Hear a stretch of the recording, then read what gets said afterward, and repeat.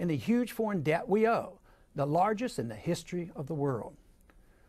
The discord in the world financial system is telling us that it's time for us to pay for our profligate spending and massive foreign indebtedness. We have lived as a nation far beyond our means, and the message is, for the foreseeable future, that we will be forced to live beneath our means as this debt is paid. The inflation optimists are excited about current signs of economic growth and have even announced the end of the recession. It is conceivable that a reprieve can be achieved and the penalty that our economy must endure delayed. A reprieve must not be confused with a pardon. One is temporary delay, the other an exemption. The payback for our excesses is certain to come. Massively increasing debt and monetary inflation can slow the crash and change some government statistics, encouraging the optimists. But real job growth and a return of prosperity will remain elusive. The odds of us once again becoming an exporter of manufactured goods like steel, car, and textiles are remote. Ironically, a reprieve may well restore some confidence and motivate some spending and investment. But instead of restoring long-term growth, it may well act perversely by precipitating price inflation and higher interest rates.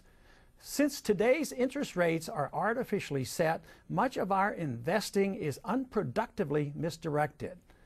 Current enthusiasm in the stock market is once again a reflection of the message that low interest rates send. Thus, too, the government stimulus package has helped to sustain the bond bubble, which in time must be deflated in order to get back to sound economic growth. All of this activity poses a threat to the dollar. Governments are very powerful, and when in partnership with the monetary authorities that can inflate the currency at will, big government thrives. Welfare demands and senseless wars can be financed for long periods of time through inflation, as long as trust in the currency lasts. Trust, though, ultimately controlled by facts, can be misleading, since currency values can gain benefit from a country that has a strong military and wealth and a reasonably healthy economy. Eventually, markets and reality overwhelm, and illusions about a currency's worth becomes a reality. Today, reality is setting in, and the first of three major events has begun. The worldwide financial system, built on a foundation of paper, has received the shockwaves of an impending collapse. The wild speculation in the derivatives market, the stock market bubble, the insurmountable debt, public and private, and the massive malinvestments have been shattered.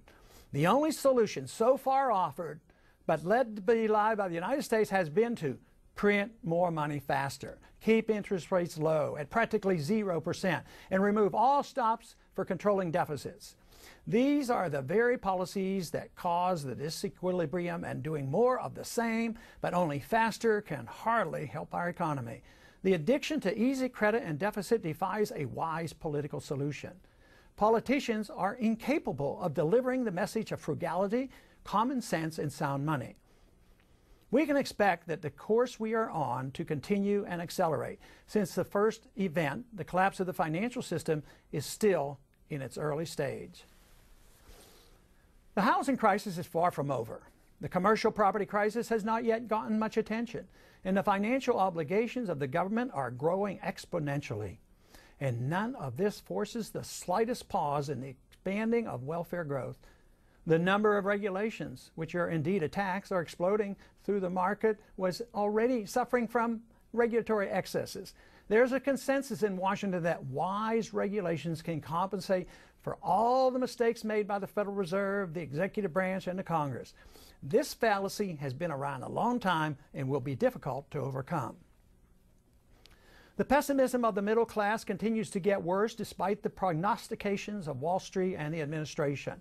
Most Americans know that the standard of living and real wages have not gone up for the past 10 years. If you're not a shrewd stock trader, instead invested in stocks 10 years ago and held on, in real terms, you have lost 20% of your savings.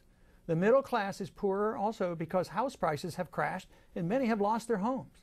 On top of this, all we hear about is the trillions of dollars of debt and entitlement obligations that have been racked up for future taxpayers to pay.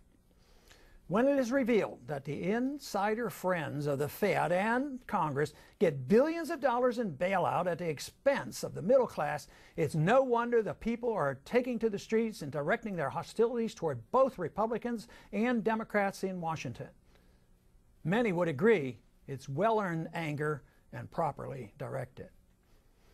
This anger and frustration will certainly grow as the consequences of the collapse of the financial system becomes more severe. The concerted effort to prevent the correction the market demands guarantees a prolonged, agonizing crisis. Every effort to reverse the tide will depend on spending, higher deficit, increased taxes, and money creation.